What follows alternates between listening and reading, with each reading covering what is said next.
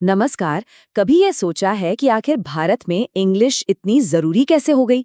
इसकी जड़ें ना इतिहास के एक बहुत ही अहम मोड़ पर हैं। एक ऐसा मोड़ जिसने हमारे देश की पूरी दिशा ही बदल दी। तो आज हम ब्रिटिश भारत में आधुनिक शिक्षा की उसी कहानी को समझने वाले हैं। तो ये सब कुछ शुरू हुआ साल 1813 में और वजह थी सिर्फ 1 लाख रुपए की रकम। हाँ, आज सुनने में शायद ये ज्यादा ना लगे है ना, लेकिन उस जमाने में इसी 1 लाख रुपए ने एक ऐसी चिंगारी भड़काई जिसने भारत के भविष्य को लेकर एक जबरदस्त बहस छेड़ दी थी। देखिए, ये सिर्फ पैसों का सवाल था ही नहीं, ये तो भारत की पहचान की लड़ाई थी। सवाल सीधा था, क्या भारत को अपनी जड़ों से जुड़े रहना चाहिए, अपनी परंपराओं के साथ, या फिर उसे पश्चिम के साथ कंधे से कंधा मिलाकर आगे बढ़ना चाहिए? और ये वो सवाल था जिसने भारत की आत्मा को हमेशा के लिए एक नई परिभाषा दी। अब देखिए, इस कहानी को ठीक से समझने के लिए हमें इसके 3 मेन किरदारों को जानना होगा। पहले है प्राच्यवादी, यानी जो परंपरा के समर्थक थे। दूसरे आंग्लवादी, जो आधुनिकता के पैरोकार थे। और तीसरा अधोमुखी निस्पंदन सिद्धांत, जो इस पूरी लड़ाई का नतीजा बनकर सामने आया। तो चलिए इस पूरी कहानी में थोड़ा और गहराई से उतरते हैं। सबसे पहले हम देखेंगे 1813 का चार्टर एक्ट, फिर समझेंगे विचारों का टकराव, इसके बाद मैकाले की निर्णायक नीति पर बात करेंगे, फिर अधोमुखी निस्पंदन सिद्धांत और आखिर में एग्जाम के लिए एक क्विक रिवीजन भी करेंगे। तो शुरू करते हैं पहले हिस्से से, 1813 का चार्टर एक्ट। ये वो चिंगारी थी जिसने सब कुछ बदल दिया। तो हुआ ये कि चार्ल्स ग्रैंट और विलियम विल्बरफोर्स जैसे मिशनरियों ने बहुत दबाव बनाया। उन्होंने ईस्ट इंडिया कंपनी को मजबूर कर दिया कि वो अपनी अहस्तक्षेप की नीति, मतलब नॉन इंटरवेंशन पॉलिसी, को खत्म करे। एक्ट में ये साफ कहा गया कि कंपनी को कम से कम 1 लाख रुपए शिक्षा पर खर्च करने होंगे। हाँ, शुरुआत में तो कंपनी ने ये फंड भारतीय भाषाओं और साहित्य को बढ़ावा देने में ही लगाया।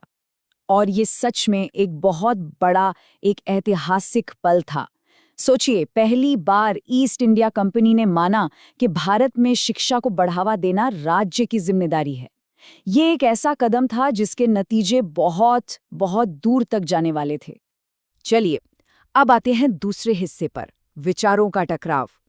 पैसा तो आ गया, लेकिन उसके साथ ही एक बहुत बड़ा सवाल भी खड़ा हो गया कि भाई इस पैसे का इस्तेमाल किया कैसे जाए। और बस यहीं से शुरू हुई प्राच्यवादी और आंग्लवादी गुटों के बीच एक जबरदस्त वैचारिक जंग। ये ना दो बिल्कुल अलग-अलग सोच का टकराव था। एक तरफ थे प्राच्यवादी, ये वो लोग थे जो पारंपरिक भारतीय शिक्षा, मतलब संस्कृत और फारसी साहित्य को बढ़ावा देना चाहते थे। और दूसरी तरफ थे आंग्लवादी। इनका मानना था कि अगर भारत को तरक्की करनी है तो उसे पश्चिमी शिक्षा, यानी इंग्लिश मीडियम में पढ़ाई करनी होगी। और इसी बहस के बीच general committee of public instruction में एक शख्स की एंट्री होती है, लॉर्ड मैकॉले। मैकॉले ने आंग्लवादी सोच का खुलकर समर्थन किया और उनके आने से ये पूरी बहस एक नए मोड़ पर पहुंच गई। तो अब आता है कहानी का सबसे बड़ा टर्निंग पॉइंट, मैकाले की निर्णायक नीति। साल था 1835। लॉर्ड मैकाले, जिनकी सोच भारत की शिक्षा व्यवस्था को हमेशा के लिए बदलने वाली थी, सामने आए अपने मशहूर मिनट ऑन एजुकेशन के साथ। और इसी ने इस पूरे विवाद पर एक तरह से फुल स्टॉप लगा दिया। जरा इस टाइमलाइन को देखिए। 1813 में चार्टर एक्ट ने फंड दिया, फिर लगभग 20 साल तक बस बहस चलती रही।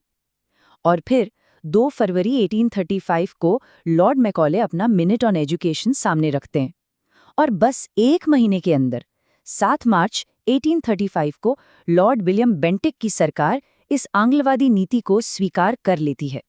कितनी तेजी से सब कुछ हुआ! और इस नीति के नतीजे वो तुरंत और बहुत बड़े थे। सबसे पहले फारसी को कोर्ट की भाषा के तौर पर खत्म कर दिया गया और उसकी जगह अंग्रेजी ने ले ली। सोचिए जरा, रातों रात भाषा बदल गई। फिर जो पैसा पारंपरिक भारतीय शिक्षा के लिए जाता था, उसे कम कर दिया गया और सारा का सारा जोर इंग्लिश एजुकेशन को बढ़ावा देने पर लगा दिया गया। अब आते हैं हमारे अगले सेक्शन पर।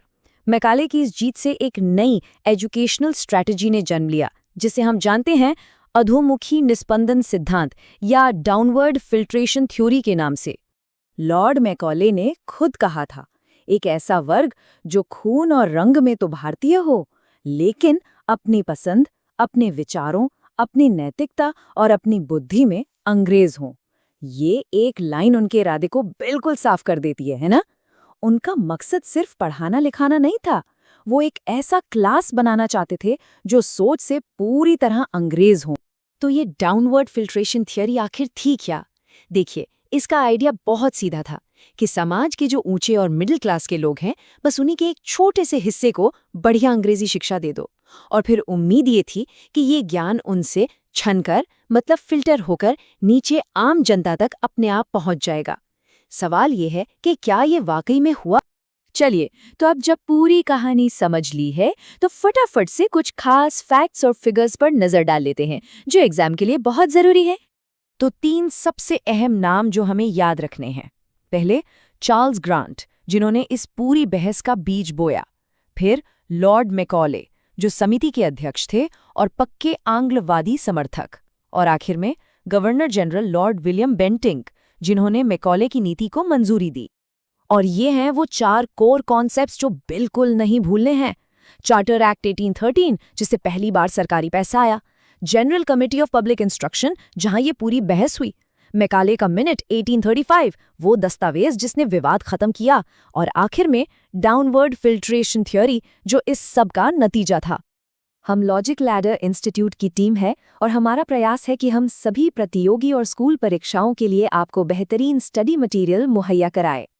तो आखिर में बस एक सवाल, क्या मैकाले की व्यवस्था ने सच में एक राष्ट्र को शिक्षित किया, या फिर उसने एक ऐसा सांस्कृतिक बंटवारा पैदा कर दिया जिसकी गूंज आज तक सुनाई देती है? इस पर सोचिएगा जरूर। अगर आपको हमारी ये कोशिश पसंद आई हो तो इस वीडियो को लाइक, शेयर और सब्सक्राइब करना ना भूलें।